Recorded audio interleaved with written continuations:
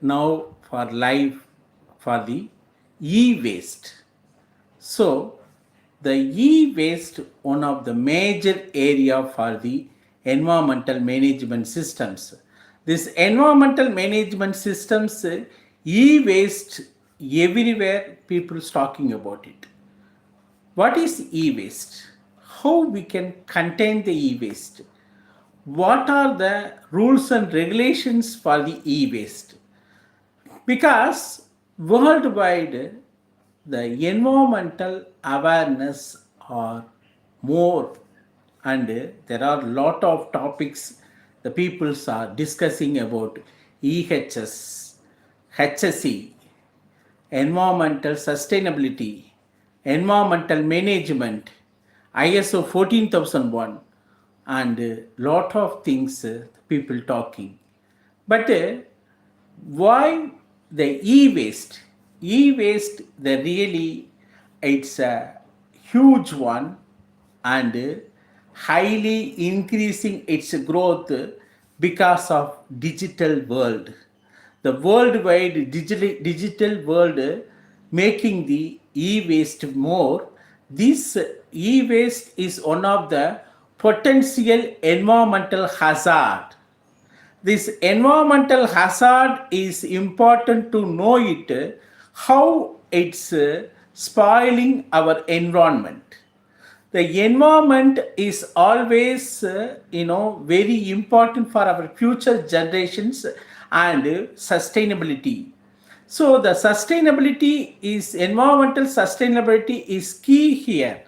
That's why the waste management is always very important to know it, because everywhere nowadays people talking about the ISO 14001, EHS, HSE, environmental management systems, but e-waste is companies or organizations electronic and gadget waste. The organizations or companies, their companies hardwares, their computer spare parts, their gadgets, electronic and electric waste sometimes. This electronics waste includes the wires and the CPU, the laptops, and whatever digital equipments and stationaries which are used in all kind of organizations or companies worldwide. This is called hazardous waste.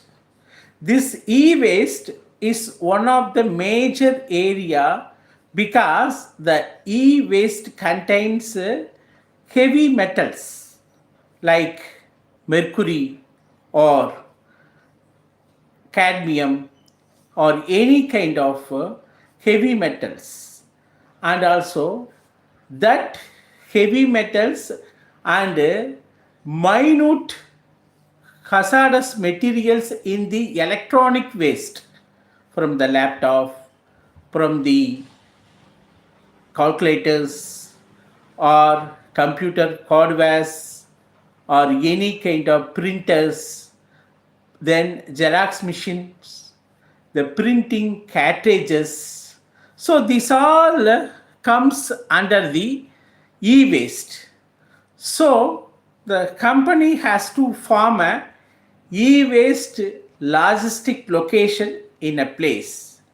Every month they have to collect all the e-waste and keep it in a separate bag, saying that this month this much e-waste collected and kept in a hazardous waste e-waste storing area. Then when they stored this hazardous waste e-waste, and then they have mentioned in that what is the materials inside in that bag and what are the components in that, how much kg, and what are the composition, and they have to keep it for every month. If based on the quantity, 3 months once or 6 months once or yearly, they can dispose approved contractors. We can say approved contractor means EPA, Environmental Protection Authority, or Pollution Control Board, or Environmental Ministry people, approved contractors. So we can bring the contractors, and then we can make a agreement. In that agreement, we have to say that our company so and so is having the e-waste. This e-waste needs to be disposed in a proper environmental manner, environmental friendly. They have to dispose through the environmental approved contractors. Through the environmental approved contractors, he can dispose. There is a agreement between the organization and the disposing contractor, that is environmental company. So every month you are keeping the e-waste in your logistic area as a hazardous waste. This includes all the computer, gadgets, printer, Xerox, all ink cartridges, everything, these computer components, laptop components, digital components, and printers, Xerox machines, photocopy machines components, and whatever electric and electronic gadgets, which all needs to be saved in a location where the e-waste location. Every month you have to tie it, label it, you have to mention kg and what are the materials are there inside that package, and then keep it every 3 months or 6 months or yearly. Based on the quantity, you can send through the approved contractors, EPA, Pollution Control Board, Environmental Protection Authority, who all approved the contractor. They can dispose the e-waste correct manner, and they will give a receipt. What receipt? I have taken this much kg e-waste from this company and so date, and I disposed as per the environmental standard. Then they dispose it, they will give receipt. This receipt and contract is must for ISO 14001 auditors. They will check how you are going to dispose the e-waste. So you have to show the contractors, the agreement, and the receipt. So this is the way you have to handle the e-waste. So e-waste is one of the major area of the environmental awareness part, because there are lot of hazardous materials is there in the gadgets, laptops and hardwares, computers, desktop, everywhere. So the minute, even it's a motherboard. So these all the heavy metals and hazardous materials, when you throw it in open waste, then it will become the hazardous to the environment. It will spoil the environment. So that's why we are keeping this e-waste in a separate manner and sending to the approved contractor. So this kind of sending the e-waste through the contractors is must, because if you are not sending properly through the approved contractor, it's a violation. Both the environmental ministry side and also the ISO 14001 and all standards saying that you are minimizing the pollution, you are not polluting the environment. It means you are not polluting the environment means you are always saving the environment. So when you already saying that you are saving the environment means you have to take care all the things, not only other hazardous waste. The e-waste is one of the major hazardous waste. It's from the offices. It's from the office buildings. The normally e-waste is there every day when you are throwing the printers. Normal printer cartridges is there now. Even cartridges is a poisonous. When it's throwing to the open waste, then it's a offense. When you are keeping the waste in a e-waste manner, then that is the correct way. So that's why when you are keeping the e-waste in a separate location and sending to the approved environmental contractor, it's a very must. And also you have to get the receipt. In that receipt says that the which date, how much kg, what are the components, and then how he is going to dispose. You have also right to audit that environmental company's activities, whether that company taking the e-waste and disposing the as per the standard, that you can audit or that you can inspect and find it. So that also very important. Then, so these are the major thing for e-waste, because in future environmental awareness is must and the risk is environmental risk. Every day we are talking about the global warming and ozone depletion and climate changes and carbon credit.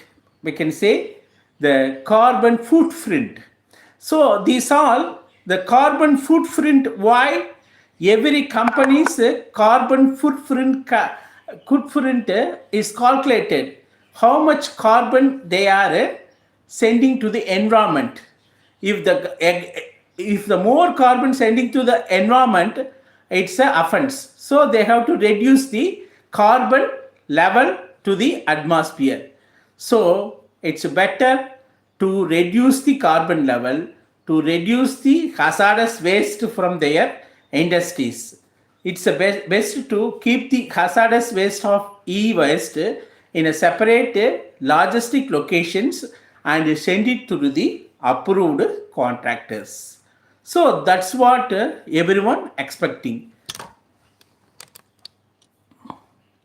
Hi. So everyone, those who are joined in for these e-waste sessions, is an environmentally very vital important topic. And then those who are having the ISO 14001, you have to follow this e-waste standards, e-waste practices. These practices definitely help for your industry's long-term journey for keeping the ISO 14001 and prevent any kind of environmental violations. It will improve the environmental standards and environmental culture in your industry. So thanks for joining. So in case you have any doubt, just you can have some comments sessions. I'll reply for that. And then still you didn't subscribe it, subscribe, share it and like it. You have anything else to talk? Mr. Sadar Patel and BK Billy Boy. So for all, thanks for that. You must know it. The e-waste is an important topic nowadays because the worldwide the environmental awareness peaks. In these peak situations, each and every digital equipment is a hazardous. This digital equipment is a hazardous. That's why you have to safely remove it. When auditors from the client companies or contractor companies coming and auditing you, they will check e-waste. How you are containing, how you are segregating, how you are storing, how you are disposing. That's a matter. So you have to have a organizational structure in that. Based on that structure, you can dispose it. So thanks for e-waste sessions. We will see some other live location, live time, and also the various topics we are going to analyze regularly that will help you to improve the health, safety, environmental, and sustainability standards. Thanks.